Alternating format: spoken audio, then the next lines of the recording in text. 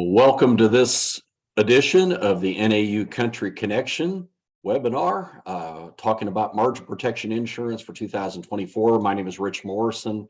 I'm VP of Farm Services for NAU Country, and I've been asked to talk about margin. This is something that I've been digging into pretty hard for the last 6 or 7 years since this policy came out. When the policy was released back in 2016 as a pilot program in the state of Iowa, it looked like it had a lot of merit to it. And truth be known, we didn't think that we would see near the impact, I guess, that we've seen in the last year or so, especially with the input cost side of it. And so let's dig into margin. And I know a lot of the reason a lot of you are here is because of the expansion in the program this year. We've had margin protection available in 9 states, I believe, up until this year. RMA has announced that it's being expanded. I think there's counties in all 48 continental United States that have corn. Many have soybeans, some have spring wheat and rice as well. So, but this expansion of the program, I really believe it was a response to some of the discussions in the Farm Bill. A lot of people have been asking for a margin type farm program in the Farm Bill, and I think that Watson Associates, who's the developer of this program, I think they kind of headed that off, if you want to call it that, and figured out a way to make this available for a lot of producers around the country. So it would be very, very difficult for the FSA to try to administer this type of a program. So the fact that we have it available now as a program for crop insurance definitely is a big step forward. So here's the new map for corn. These are the counties where it's going to be available for 2024. And if you don't have these maps, I'll be happy to share them with you later. Here's a copy, or here's the map for soybeans. So you can see much of the eastern 2/3 of the country. We've got this policy available going forward. All the green counties on here are the new counties, the expanded counties, in addition to the brown ones that we've had in the past. And this map then shows all crops that it's available for. You add the spring wheat in the northern states. You've got rice in many of the southern states as well. So the map kind of shows which crops are, if you overlay them, which ones are available. But certainly corn is the one that's available in all 48 states. So to simplify margin protection, I know it's some people give it a rap that it's too difficult. The concept is not. The concept is that we're taking revenue protection insurance, the RP policy that you've been buying or that you've been selling, and you're just adding a component of input costs. So instead of having an insurable revenue, now we're insuring a margin. So we're just subtracting this input cost number to create a margin. So the concept is very simple. Now, there's a lot of moving pieces to get to that, and we'll talk about that here as we go forward. So these are the reasons, or some of the important points about margin protection you probably need to know. It is a 95% county-based policy. You could compare it to ECO, Enhanced Coverage Option. And I'll tell you this right away. If you're not selling 80 or 85% RP insurance right now, then the odds are that you're probably not going to sell margin protection because it's going to be pretty pricey. And I'm assuming it's going to be more expensive in the areas that haven't been selling it because of the volatility in yields and things like that in some of these counties. So just throwing that out there up front, it's still going to be more attractive in the areas where people are already buying 85% coverages because that's how it's rated. That's, that's price wise.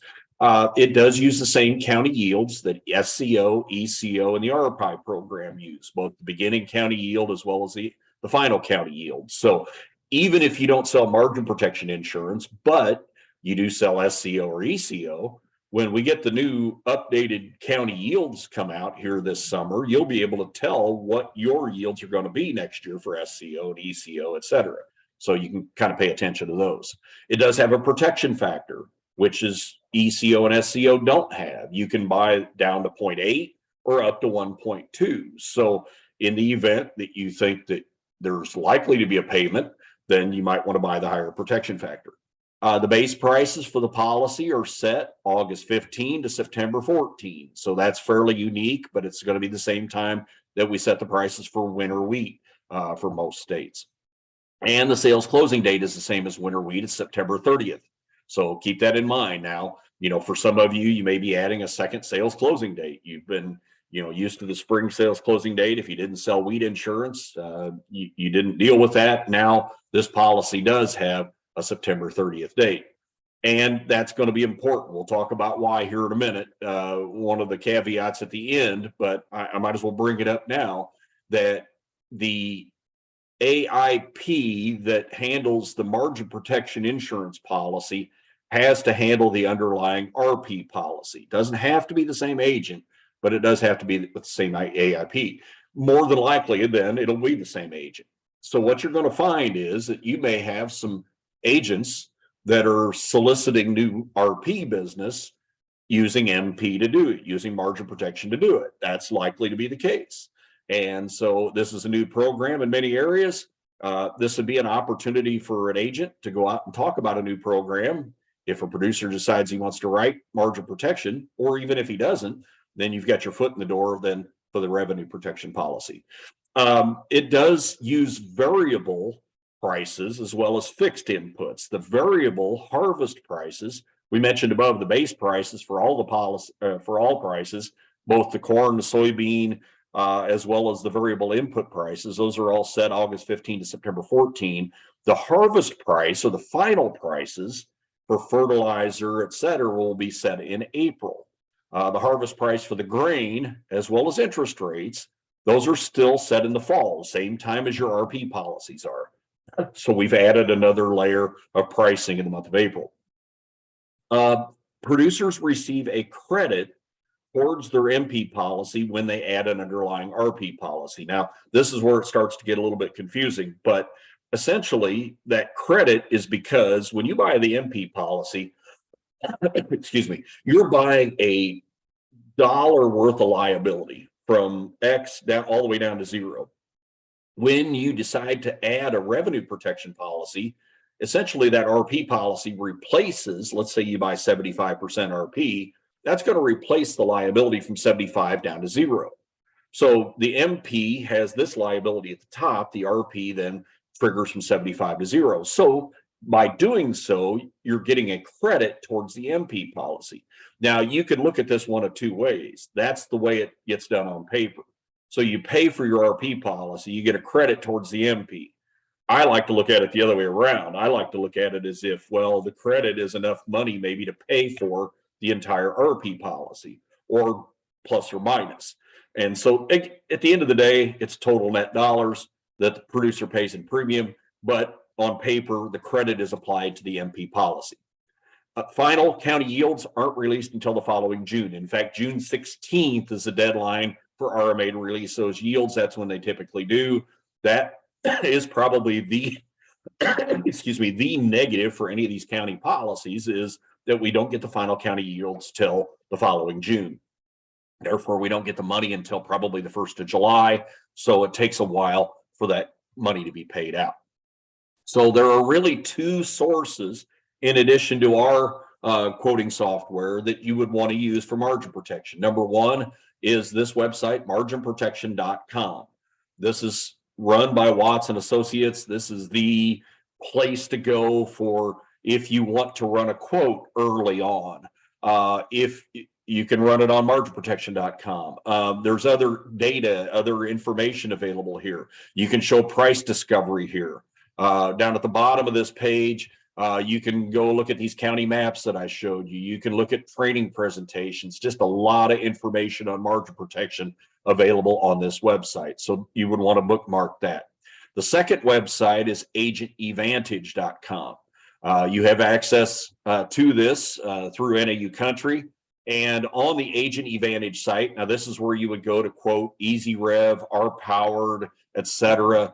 There's different trainings, different tools on here. You can see some of them on the front page.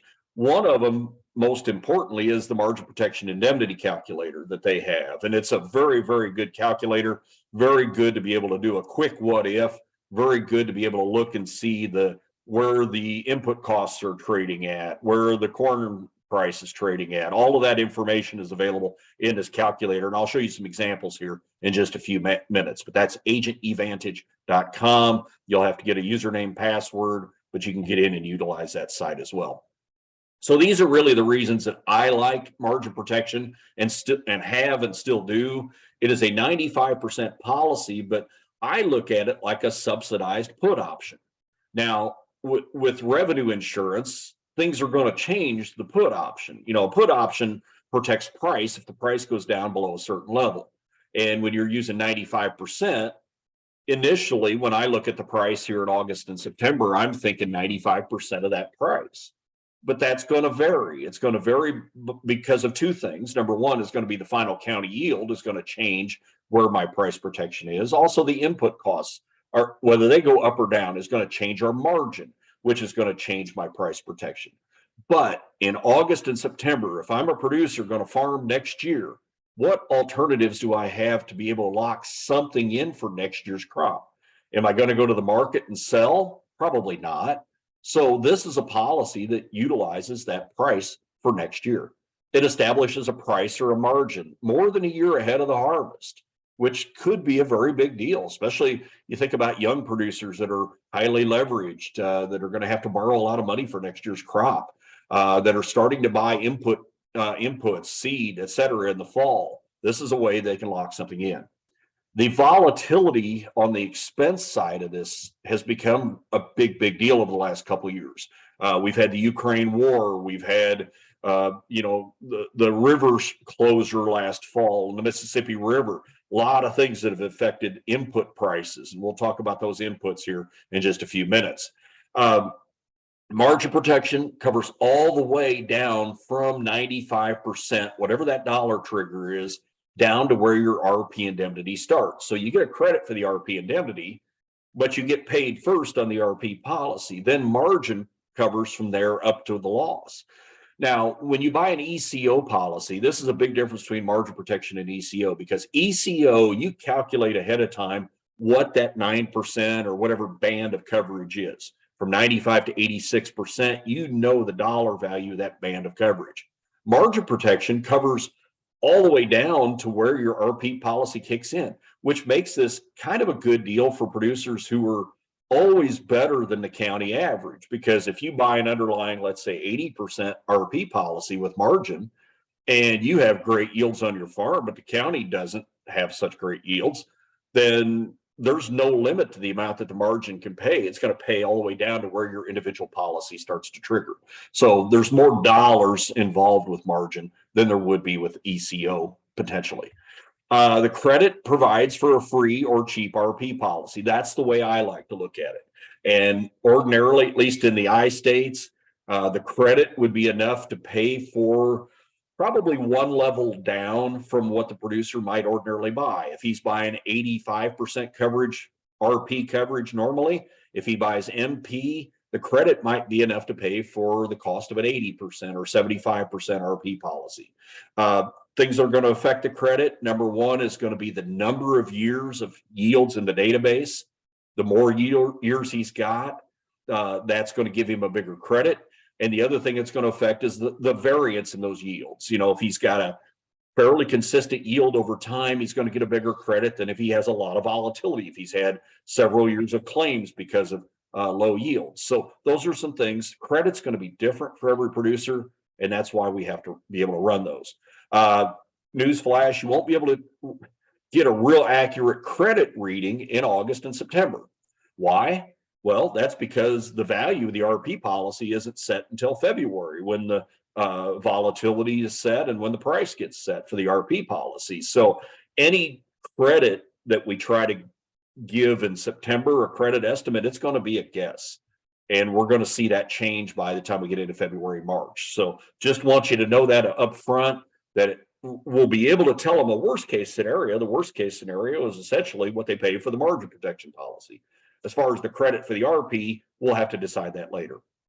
And the last thing I got on here, 2023 had the largest net revenues and margins that we've ever been able to lock in with any kind of a policy. 2022 had the highest before that. So we're coming off of 2 years where we've had some really good opportunities for producers to lock in some really good revenues, really good margins. So just to kind of give you a heads up on price, I'm a price guy, so I like to look at the price. What's the price advantage or disadvantage to doing this? Is there a reason why this August, September period matters? Well, on corn, it kind of does. If you look at the history of corn prices, and I took this back to 2007, the August, September, now, if you look at the 16-year averages down at the bottom, there's not a whole lot of difference. All of these periods are within 6 cents of each other. But if you look at when the high price has been set for the year, the higher of the averages, the August, September has had 7 out of the 16 years that this one's been the highest. 5 times the February price has, 5 times the fall price has. So what does this mean? Well, on corn, I like this policy on corn historically, and especially in years where we've started with high prices, where we've been in the sixes. You go back to 2009, 2013, 2014. Those were years where we started with very high prices and prices generally trended lower. Now in 12, it wasn't the case because of the drought, but every other time we've started with these very, very high prices, we've trended lower. And so again, here we are this year at 611. The year before we were 506, and it went up because of drought in the Central Plains. So this year we'll see. Now, the one thing about margin protection is you get an extra pricing window. So you get this August Sep period for the margin policy, you get the February window for the RP policy, and then you get the October window for both if the price goes up. So it kind of spreads your risk out a little bit as a producer, or at least it adds another opportunity for you to be able to pick up a higher price, higher dollars of coverage. Now for soybeans, the history is not on the side of high price early on. We did have some of these high prices coming off of some of these record levels, but you look at the history, February 8 times, October 8 times. We've had higher prices later in the year than we typically get in the August, September period. And I think that has a lot to do with South America now. The fact that Brazil is outproducing the US in soybeans, it adds a different cycle to the bean market relative to the corn market. We're still the number one producer in corn, still the top exporter most years in corn. That's not the case with soybeans. So if I had to pick one or the other, which one I would look to do, I'd probably pick corn rather than soybeans. So just wanted to show you the history. So let's look at this policy and see how it's performing right now. Probably the easiest way to tell about the policy. So let's look back at 2022. The reason we're looking at 22 is not done yet because we don't have the final county yields for last year. Final county yields will come out here June 16th. So right now we're still wondering whether our margin protection might pay. Margin protection already has paid for spring wheat. And we had a lot of places in North Dakota, a lot of counties triggered losses with margin protection last year. And the reason why were the higher input costs. Now, in a margin policy, you're buying 95% of a gross or of a net margin, and anything that causes that margin to shrink is going to start to trigger a payment. And so this past year, 2022, we had a year where input costs skyrocketed. Now let's look at the margin protection calculator, and I can kind of explain it a little bit better. In this calculator, you can go in, plug in your state, your county, your crop, the type, the practice, the coverage level. I use 95%, used a 120 protection factor. Your harvest price option, you definitely want to use that. I do. The expected county yield shows up in here. So if you want to look at your county yields, this is all filled in. And then this box here, you can plug in a different yield if you want. You can plug in a lower yield if you want to check and see what the potential payment would be. So that's why you can use this. Then the box here on the right is all of our data that we're setting, all the price data. So on the left-hand side, we've got our projected prices. So we've got corn. Then we've got our variable input prices, and our variable inputs are urea, DAP, potash, diesel, and interest rates. Those are the 5 variable inputs. And I'll tell you up front that potash doesn't vary anymore. It did the first 2 or 3 years we had the policy. They discontinued the contract that was used for potash. We no longer have it, so it doesn't change. So at the end of the day, we've got urea, DAP, diesel, and interest rate for corn, for wheat as well. For beans, we don't have urea. We just have DAP, diesel, and interest rates. So in addition to that, we have fixed costs. The fixed costs don't change. They're going to be the same no matter what county you're in around the country. Fixed expenses would be machinery, labor, seed. I think there was insecticide maybe included, herbicide included in that. So things that you're going to use no matter how many acres, no matter which acres you farm. The urea number is going to change. The cost per acre is going to change slightly because of the county yield. It takes more nitrogen to produce a higher yield than a lower yield. So we'll look at that here in a minute. But these were the established the base prices that were set in August, September of 2021 for the 22 crop year. $452 a ton urea, 607 DAP, potash. These numbers are based on Gulf of Mexico swap prices. The diesel is based on a Chicago Mercantile Exchange contract. Interest rates are based on interest rate futures. And so you can see what those numbers were traded at. Then the final prices were established for corn and interest in the fall of 22. These other numbers were set in the spring. Do you remember what happened in March of 2022? That was the invasion of the Ukraine. And so we had a huge rally that spring. Urea rallied, DAP rallied, potash stayed the same for the contract, diesel fuel rallied. So what was the impact of that? And by the way, before I go down to the bottom of the page, I do want to mention here the details. If I click on this detail box, it's going to show me all of the urea prices, both the projected as well as the harvest price. If I click on the chart, it's actually going to show me a chart, the running movement of that contract. So some pretty good information there. Then go down to the bottom of the page, it's going to show me where the math gets done. And so for the expected cost side, this is where we're taking each of these dollars per ton and converting them into dollars per acre. The urea, the DAP, we don't have MAP for corn, potash, diesel, interest. There are fixed costs. So our expected costs were $411.68 in Sangamon County. Final costs, because of the higher fertilizer prices, we went up to $529.71. That shows down below, was a 28.7% increase. Then this indemnity box this is where all the guts of the policy, this is where the math is. Our expected revenue is going to be the higher of the base of the harvest corn price times the expected county yield. That came out to $1,507 an acre. Expected margin is taking that number minus the expected cost, which was $411.68. So our deductible is 5% of our expected revenue. So we subtract that from the expected margin, and it gives us our trigger margin, $1,020 an acre. So anything that would cause that final margin to be below $1,020 is what starts to trigger a payment. It could be lower price, it could be lower yield in the county, it could be higher inputs, anything that causes the margin to be lower. So we go through the harvest calculations. Harvest revenue was the harvest corn price times whatever this final county yield is. We don't know yet. Those are going to be announced on June 16th. If we use an unchanged number, that gives us 977. Our shortfall then from our expected margin to the harvest margin, our trigger margin to the harvest margin was $42.67. But because we had the 1.2 multiplier, we get paid $51.21.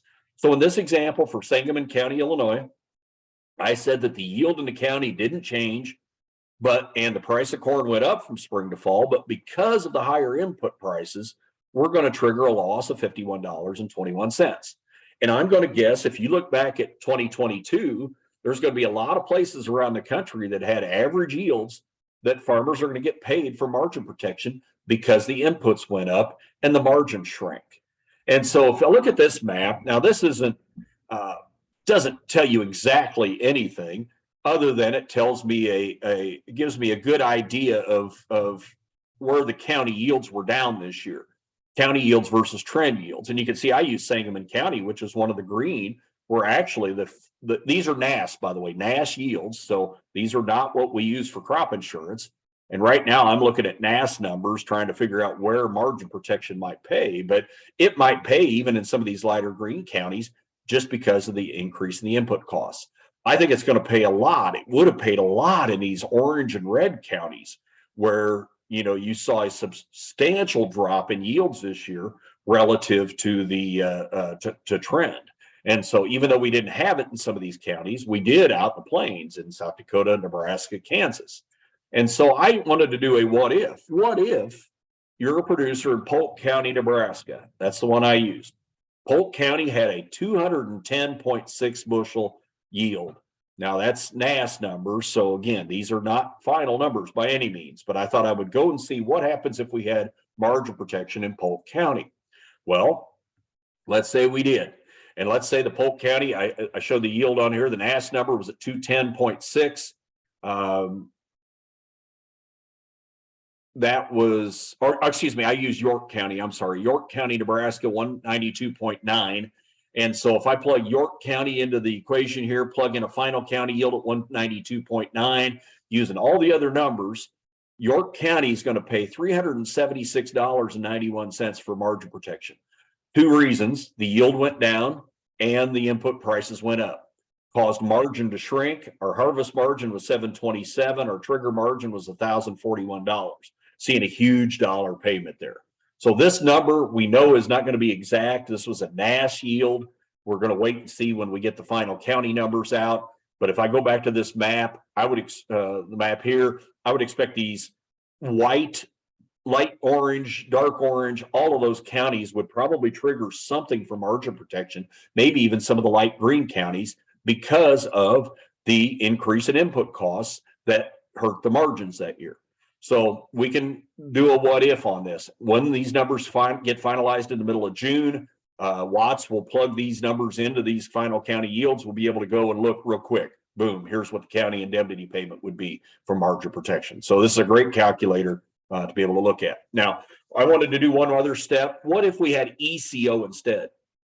Well, I used our ECO calculator, used the same numbers, used York County 228.4 was the expected county yield, 192.9 final. And I said that I bought an underlying 80% policy, bought SCO and ECO up from 80 to 95%, which is a 15% band, which would give me a maximum $235.02 payment. And in this example, we ended up with revenue accounting for 84.5% of our expected revenue. So we did have a loss of about 10.5%. Do the math on that, we would have gotten an ECO payment of $164.51 versus the possibly $300 with the margin. Two factors there. Number one, margin's going to pay down to my individual policy. So we don't know what that was in the example I used. But number two, that margin protection had the input prices that triggered $50+ an acre as well that we didn't have with ECO. So good and bad, there's a difference between margin and the ECO policy. For soybeans, look at an example for soybeans. I picked a county in Kansas where we saw some big losses this year, but you can see here, these are the yields, NAS yields compared to trend. And I used Osage County, Kansas, eastern Kansas, ended up with a 25.2 bushel NAS yield.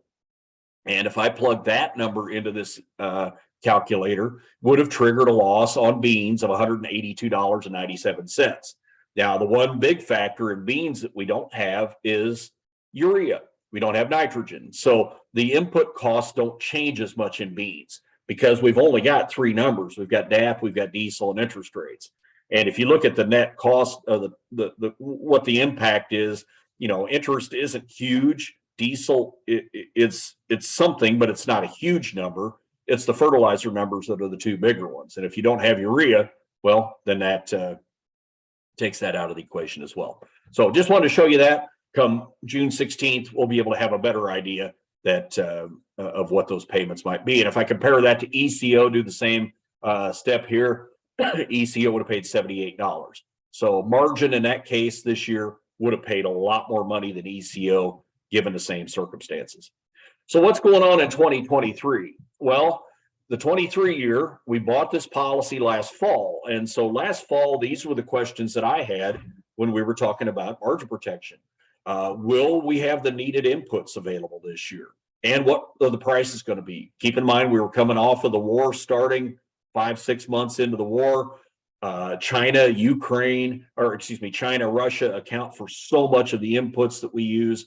What are they going to be priced at? Will grain prices continue to slide? Will interest rates continue to climb? Will land prices stay strong? Will world acreage expand? These were all questions that I had last fall when we looked at using margin protection. But at the end of the day, we really started hearing a lot of universities starting talking about margins collapsing this year. And the reasons for that were higher input costs and expectations for lower grain prices.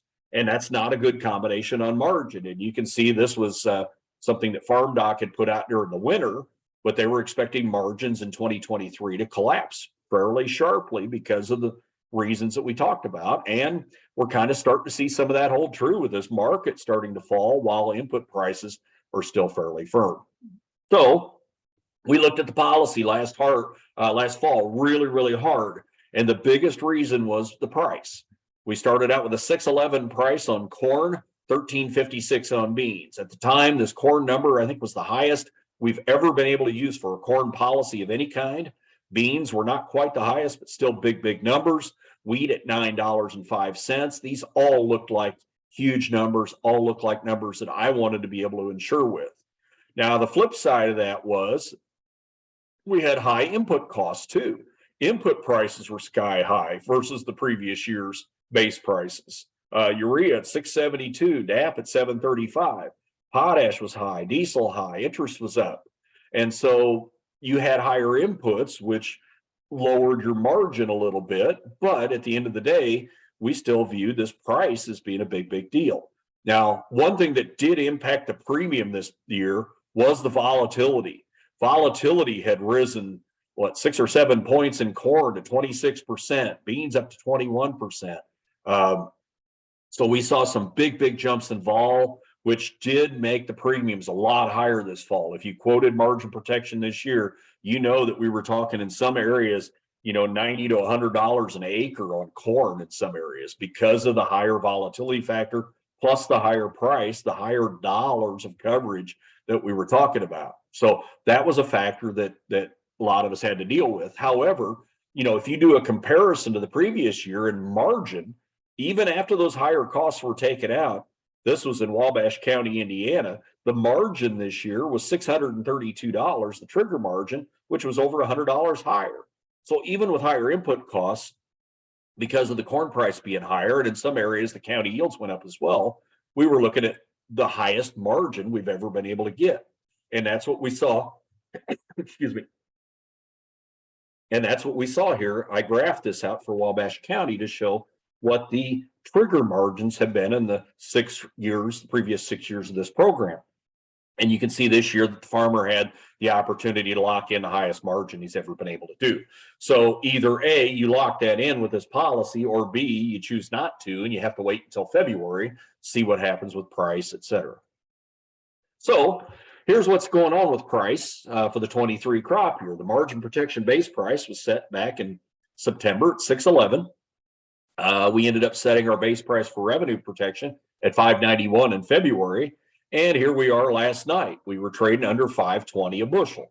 So if you look at the percentage drop, since margin price was set, we're down, 15%? We're down over 12% since the RP, SCO, ECO base price was set. So, a lot of these policies just from price alone could potentially pay this year. The higher the coverage is, you're kind of in the money right now as far as potential payment. Here in April, we set the final prices or the harvest prices for urea, DAP, and diesel. And so the negative about the policy this year, it's just the opposite of a year ago. A year ago, farmers benefited, the policy benefited from the input prices going up. This year, just the opposite. So prices drop.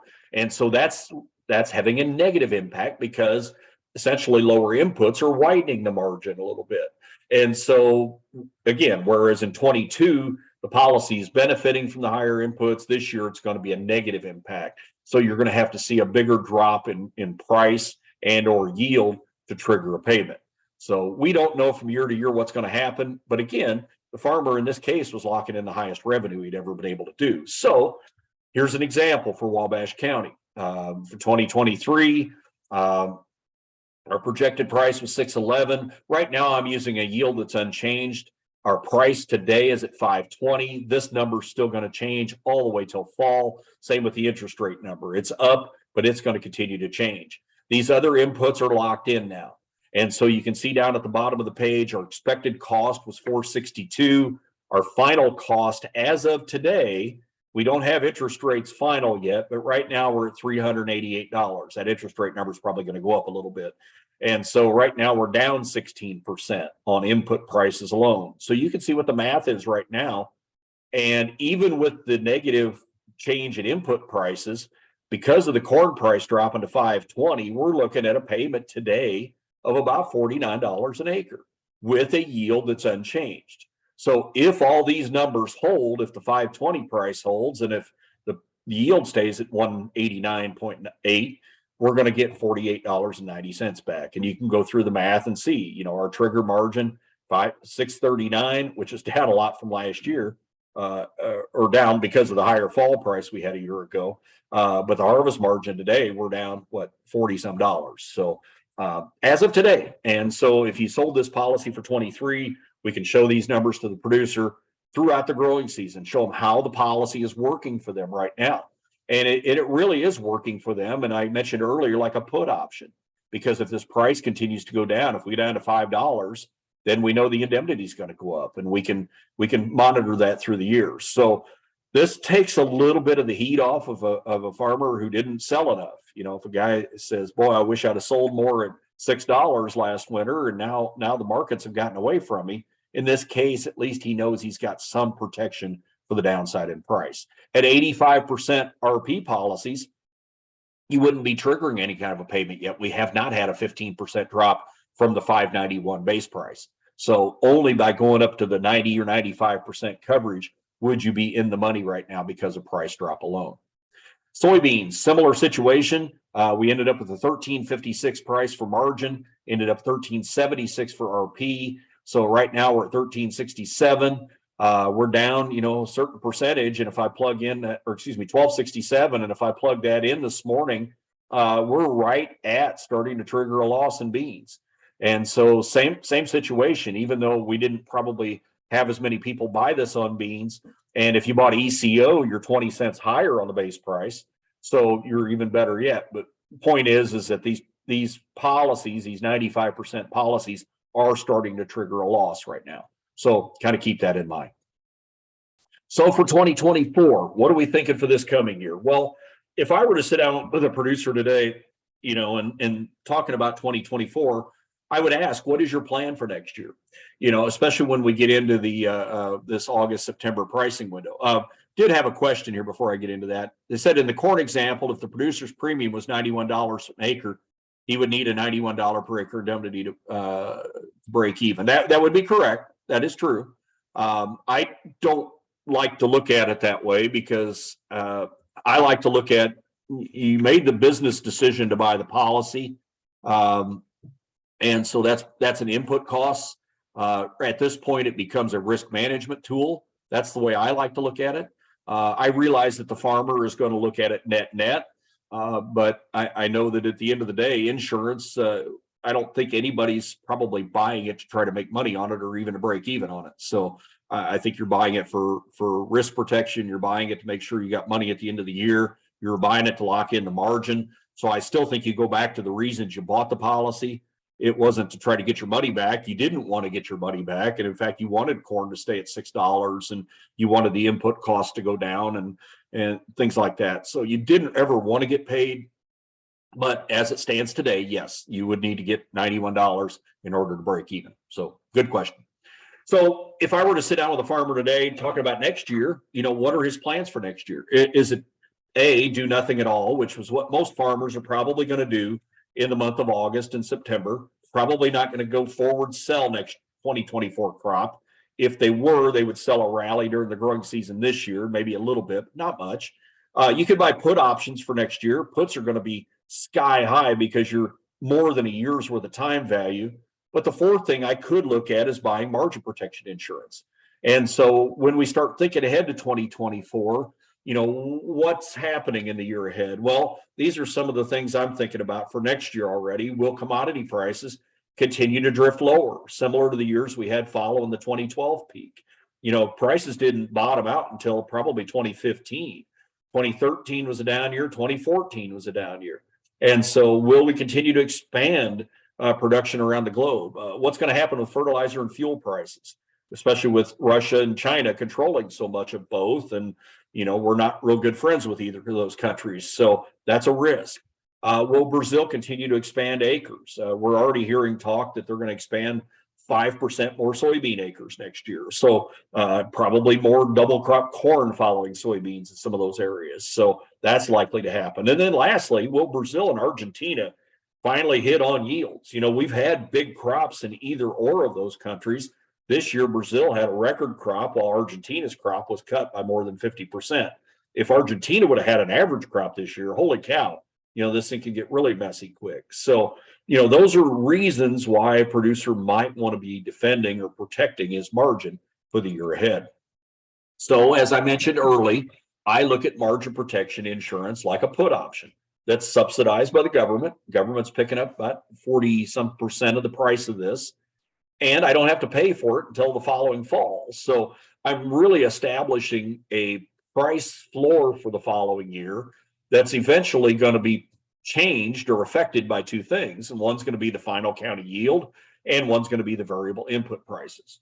So yes, all of those are going to change. The variable cost could go up or down from September to February to April. I would think in the year ahead, we're not as likely to see the volatility we've seen the last 2 years in inputs, but hey, who knows? County yields, of course, are going to have an effect on the policy, as they always do. But at least starting out, I know that I've got something set in place for the following year. So looking at 2024 today, not real rosy right now. You go back to February, even we were 550, and now here we are at 515 this morning. So not a real good time to be locking it in today. But, 2 years ago, our base price for margin protection was 506. And we thought that was tremendous because we had come off of about a 410 price the year before. So, could prices go back into the low fours again? I wouldn't rule it out, depending on what we see for supply demand estimates next year. This Friday, a week from Friday, we'll get USDA's first supply demand estimates for the following crop year. Be kind of curious to see what they're projecting for ending stocks out into 2024. And, you look at the history of price when we've had these record high numbers, and I keep going back to 2013 and 14, but, you came off of 2012 when we had record high prices, but 2013 was a steady down year. And a lot of people said, well, good, and things rebounded into the spring of 2014, but then we went on down to 318 that following fall. So, can we go lower? Yeah, we can. If you choose not to buy margin protection in September, then you got to wait till February and see what happens then. Soybeans are sitting here at 12.31 today. We're down almost $1 from where we were back in February at the high. So not quite as messy, relatively speaking, as the corn market is right now. But again, you look back to those years following 2012, 13, 14, even all the way down through 15, the bean market continued lower. And, we're looking at an increase potentially in Brazilian acres this year. So there is reason to think that we could have some downside risk in the bean market as well in the year ahead. So I definitely want to take a serious look, see what the markets are trading as we go into August and make that decision then. See if the margin looks acceptable. Take a look at input prices. Where are they trading? All of those things will come into play for me to make the decision. I do want to mention, too, that we have a product called Empowered.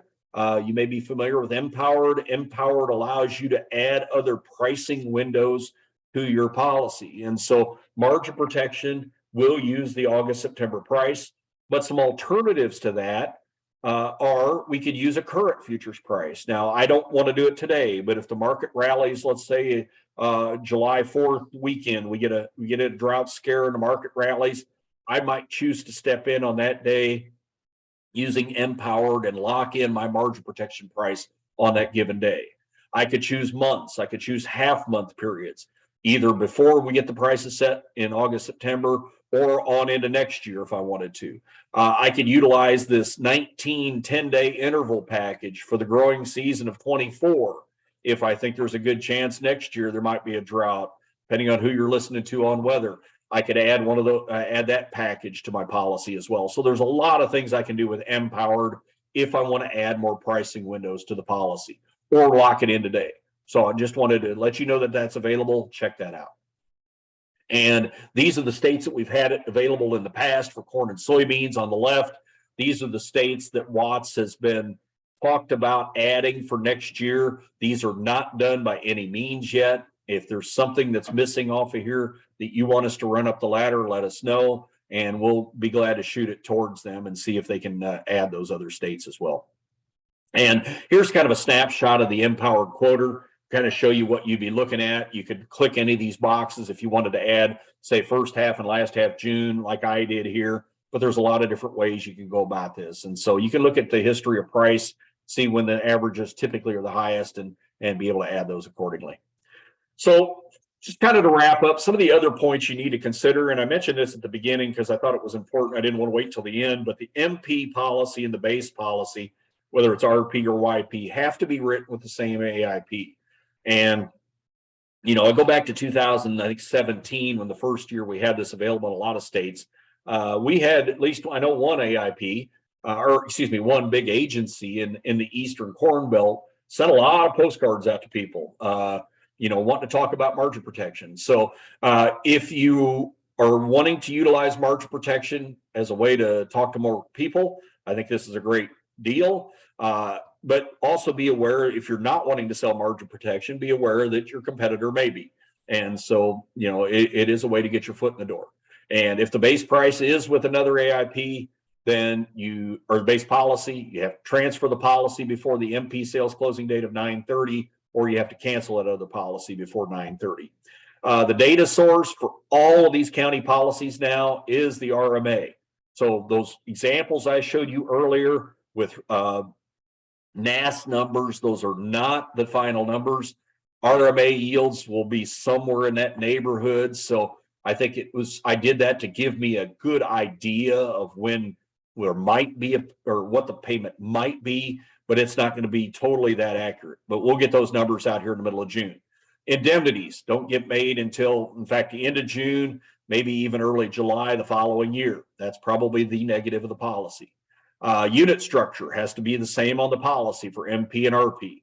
And you don't have replant, prevent plant quality adjustment with margin protection by itself. Margin protection can be a standalone policy. Most people are going to end up adding revenue protection at some level just to be able to have the RP or the replant, prevent plant quality adjustment. Finally, you cannot add SCO and ECO along with margin protection.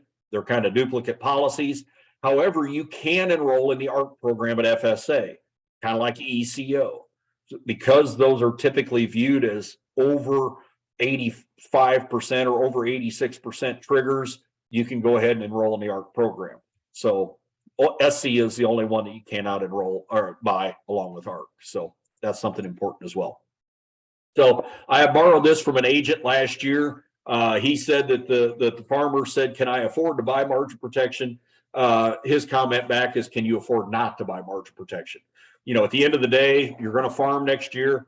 What's your plan going to be? Is it to sit and wait and see, or is it to be proactive and step out and buy some coverage? And so I think margin protection insurance, it definitely bears looking at whether you decide to buy it or not.